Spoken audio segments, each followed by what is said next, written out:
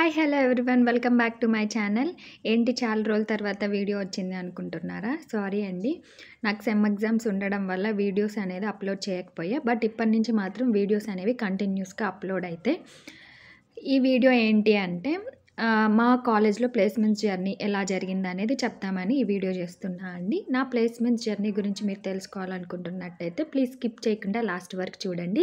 ఈ వీడియో ఎవరైనా కొత్త వాళ్ళు చూస్తున్నట్టయితే please do like, share and subscribe this channel and bell ఐకాన్ని క్లిక్ చేయడం మాత్రం మర్చిపోవద్దు. బెల్ ఐకాన్ క్లిక్ చేస్తేనే మీకు నోటిఫికేషన్ అనేది వస్తుంది. సో ఫస్ట్ మా కాలేజ్ ప్లేస్మెంట్స్ గురించి మాట్లాడుకున్నట్టయితే మాది టైప్ 3 కాలేజ్ అండి.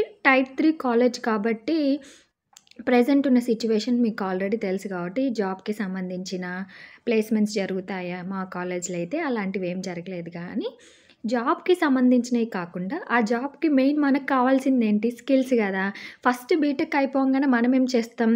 హైదరాబాదో లేదా బెంగళూరో వెళ్ళి కోచింగ్ తీసుకుంటాం కదా, మనీ డబ్బులు పెట్టి. సో అలా మాకు ఆ కోచింగ్ సెంటర్స్ అనేవి ఫ్రీగా వచ్చాయన్నమాట. అంటే ఎలా అంటే ఇప్పుడు మనం ఒక జాబ్కి అప్లై చేసేటప్పుడు ఎలా అయితే టెస్ట్లు అనేవి ఉంటాయో ఫ్రీగా కోచింగ్ ఇవ్వడానికి కూడా టెస్ట్లు అనేవి జరిగాయి. ఫస్ట్ టెస్ట్ వచ్చేసరికి యాప్టిట్యూడ్ అండ్ రీజనింగ్ టెస్ట్ పెట్టారండి మాకు కూడా. ఆ టెస్ట్లో క్వాలిఫై అయిన వాళ్ళకి నెక్స్ట్ గ్రూప్ డిస్కషన్, ఆ గ్రూప్ డిస్కషన్ అయిపోయిన తర్వాత ఇంటర్వ్యూ. ఇలా ప్రాసెస్ అనేది జరిగి మమ్మల్ని ఫైనల్గా సెలెక్ట్ చేశారనమాట.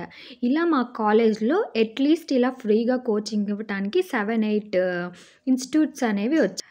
అలా ఫ్రీ కోచింగ్ సెంటర్స్ అనేవి మా కాలేజ్కి వచ్చాయండి. మా కాలేజ్లో వచ్చిన తర్వాత ఆ 7-8 ఇన్స్టిట్యూట్స్ అనేవి టెస్ట్లు పెట్టి ఫైనల్గా కొంతమందిని సెలెక్ట్ చేసుకున్నారు. అలా సెలెక్ట్ చేసుకునే ప్రాసెస్లో నేను 2 కంపెనీస్కి అంటే 2 ఇన్స్టిట్యూట్స్కి మాత్రమే అటెండ్ అయ్యాను.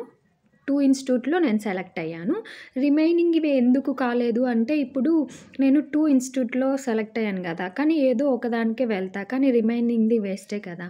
అలా మా సార్ వాళ్ళు ఏం చేశారంటే ఒక దాంట్లో సెలెక్ట్ అయిన వాళ్ళు ఇంకొక దాంట్లో ట్రై చేయొద్దు, సెలెక్ట్ అయిన వాళ్ళే మళ్ళీ సెలెక్ట్ అయితే రిమైనింగ్ వాళ్ళకి ఛాన్స్ ఉండదు, సో మల్టిపుల్ ఇన్స్టిట్యూట్స్కి ట్రై చేయొద్దు అన్నారు. సో అందుకని మేము కూడా ట్రై చేయలేదండి. నేను చూస్ చేసుకొని కాకుండా మా కాలేజ్కి ఫస్ట్ వచ్చిన 2 ఇన్స్టిట్యూట్స్కి నేను ట్రై చేశాను. 2 ఇన్స్టిట్యూట్లో సెలెక్ట్ అయ్యాను. ఆ 2 ఇన్స్టిట్యూట్స్ ఏంటి అంటే వన్ వచ్చేసరికి క్యూ స్పైడర్, ఇంకొకటి వచ్చేసరికి జీక్యూటీ అనమాట. క్యూ స్పైడర్ అనేది హైదరాబాద్లో ఉంది, జీక్యూటీ అనేది బెంగళూరులో ఉంది. ఇలా నేను 2 ఇన్స్టిట్యూట్కి సెలెక్ట్ అయ్యాను అనమాట. ఫైనల్గా ఈ ప్లేస్మెంట్ జర్నీ అనేది ఇలా జరిగింది మాకు. ఈ ప్రాసెస్ మొత్తం జరిగిన తర్వాతే మమ్మల్ని సెలెక్ట్ చేసుకున్నారనమాట. ఈ సెలెక్ట్ చేసుకొని మాకు ఆఫర్ లెటర్స్ కూడా ఇచ్చారు. క్యూ స్పైడర్ వచ్చేసరికి నాకు 23 జాయినింగ్ ఇచ్చారు జనవరి మంత్లో. నెక్స్ట్ జీక్యూటీ వచ్చేసరికి బెంగళూరు 1 ఇయర్ యాక్సెస్ ఇచ్చారండి నాకు. అంటే 1 ఇయర్ లోపు నేను ఎప్పుడైనా సరే జాయిన్ అవ్వచ్చు ఆ ఇన్స్టిట్యూట్లో. మాకు ఫ్రీగా కోచింగ్ ఇస్తారు.